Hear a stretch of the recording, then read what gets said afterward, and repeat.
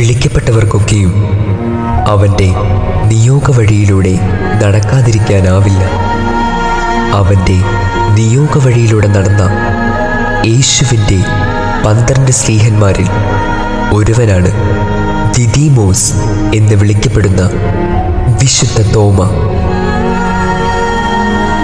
ആഴ്ചയുടെ ആദ്യ ദിവസമായ അന്ന് വൈകിട്ട് ശിഷ്യന്മാർ യഹൂദരെ ഭയന്ന് കതകടച്ചിരിക്കുകയായിരുന്നു.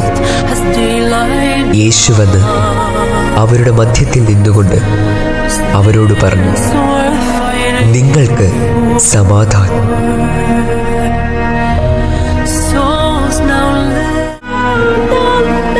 പന്ത്രണ്ട് പേരിൽ ഒരുവനും ദിദിമോസ് എന്ന് വിളിക്കപ്പെടുന്നവനുമായ തോമസ് യേശു വന്നപ്പോൾ അവരുടെ കൂടെ ഉണ്ടായിരുന്നില്ല. അതുകൊണ്ട് മറ്റ് ശിഷ്യന്മാർ അവനോട് പറഞ്ഞു, ഞങ്ങൾ കർത്താവിനെ കണ്ടു. എന്നാൽ അവൻ പറഞ്ഞു, അവൻ്റെ കൈകളിൽ ആണിയുടെ പഴുതുകൾ ഞാൻ കാണുകയും അവയിൽ എൻ്റെ വിരൽ ഇടുകയും അവൻ്റെ പാർശ്വത്തിൽ എൻ്റെ കൈ വയ്ക്കുകയും ചെയ്താലല്ലാതെ ഞാൻ വിശ്വസിക്കുകയില്ല. 8 ദിവസങ്ങൾക്ക് ശേഷം വീണ്ടും അവൻ്റെ ശിഷ്യന്മാർ വീട്ടിലായിരിക്കുമ്പോൾ തോമസും അവരോട് കൂടെ ഉണ്ടായിരുന്നു. വാതിലുകൾ അടച്ചിരിക്കുകയായിരുന്നു. യേശു വന്ന് അവരുടെ മധ്യത്തിൽ നിന്നുകൊണ്ട് അവരോട് പറഞ്ഞു, നിങ്ങൾക്ക് സമാധാനം. അവൻ തോമസിനോട് പറഞ്ഞു, നിന്റെ വിരൽ ഇവിടെ കൊണ്ടുവരിക, എൻ്റെ കൈകൾ കാണുക. നിന്റെ കൈ നീട്ടി എൻ്റെ പാർശ്വത്തിൽ വയ്ക്കുക. അവിശ്വാസിയാകാതെ വിശ്വാസിയായിരിക്കുക.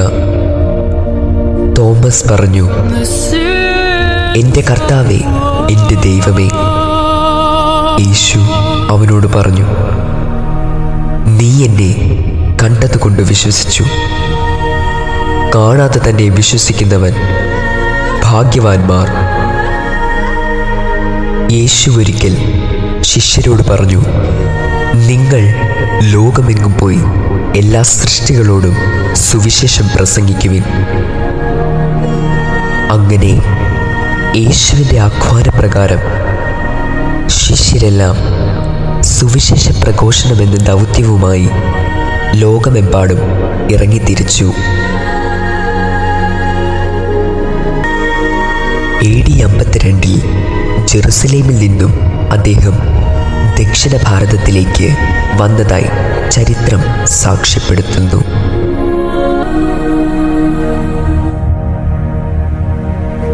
ക്രിസ്തുവിനെ തൊട്ടറിഞ്ഞ ഈ ശിഷ്യൻ ക്രിസ്തുവിനെ പ്രഘോഷിക്കുകയും ഒരുപാട് പേർക്ക് മാമോദീസ നൽകുകയും ചെയ്തു. അങ്ങനെ അദ്ദേഹം 7 പള്ളികൾ സ്ഥാപിക്കുകയും ചെയ്തു. കൊടുങ്ങല്ലൂർ, പാലയൂർ, പറവൂർ, ഓകമംഗലം, നിരണം,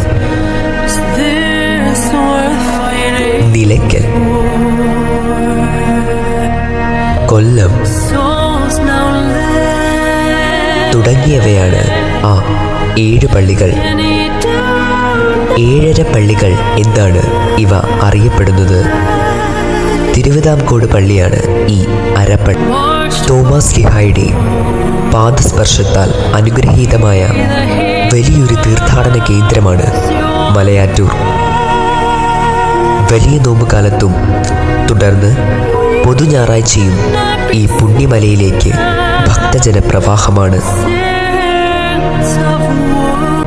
മലബാറിലുള്ള തൻ്റെ പ്രേക്ഷിത പ്രവർത്തനങ്ങൾക്ക് ശേഷം അദ്ദേഹം തമിഴ്നാട്ടിലെ മൈലാപ്പൂർ എന്ന പ്രദേശത്തേക്ക് പലായനം ചെയ്തു.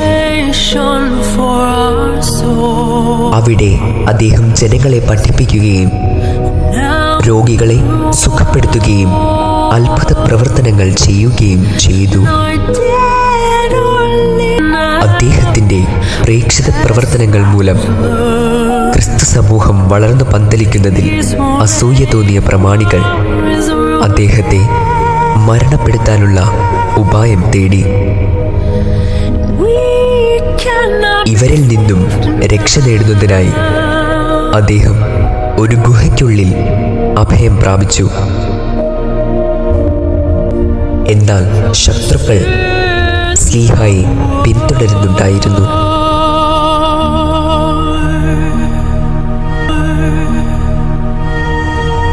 AD 72 ജൂലൈ 3 പ്രാർത്ഥനയിൽ മുഴുകിയിരിക്കുകയായിരുന്ന സ്ലീഹായെ ശത്രുക്കൾ പിന്നിൽ നിന്ന് കുന്തം കൊണ്ട് കുത്തി കൊലപ്പെടുത്തി.